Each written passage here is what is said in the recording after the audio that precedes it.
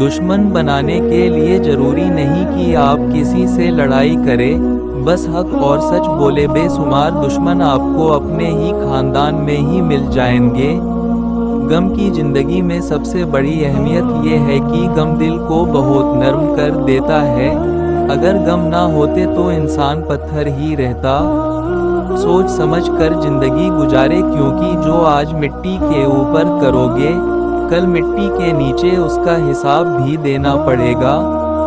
अपने घर के बुजुर्गों की आंखों को कभी भी भीगने मत देना, क्योंकि जिस घर की छत से पानी टपकता है, उस घर की दीवारें भी कमजोर हो जाती है। आज का इंसान अपने दुख से नहीं, दूसरों के शक से दुखी होता है। सर झुकाने की भी खूबसूरती भी कमाल की होती है। सजदा जमीन पर करो तो दुआएं आसमान तक जाती है।